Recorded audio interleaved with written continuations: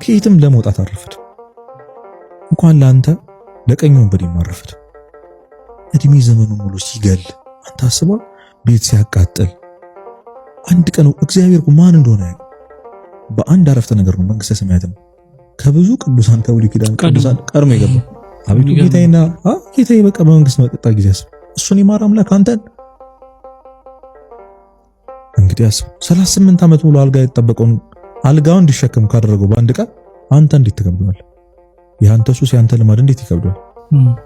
እና አረፈደም። በቃ እኔ በቃ ለይቶልኝ አለየልህም ወንድሜ፣ በቃ አለየልሽም። ማንም አለየለት። ሰው በ11ኛው ሰዓት ይድናል። እና በቃ እንዳረፈደ እና ብቻችሁን አይደላችሁም፣ አንተ ብቻ አይደለም በልማድ ኃጢአት የምትፈተነው። እኔ ይሄው የምታያቸው የምታከብራቸው በጣም ብዙ ቅዱሳንም በጣም ተፈትነዋል።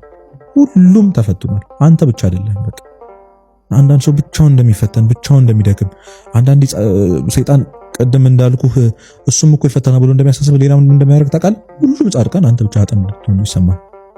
እናንተማ በቃ ማን ይላል? አዎ እናንተ ምን እኔ እኮ ወድጄ አይደለም ይዘኝ ያስረኝ ወደ ኋላ የሚጎተን ብዙ ነገር አለ ብሎ አዝኖ በቃ እግዚአብሔር የእንጀራ ልጅ የለውም የሚል ጓደኛ አለኝ። አንድ እግዚአብሔር የእንጀራ ልጅ የለውም ልጁን አንተ ሺህ ጊዜ ብጠፋ አንተ ልጁ ነው።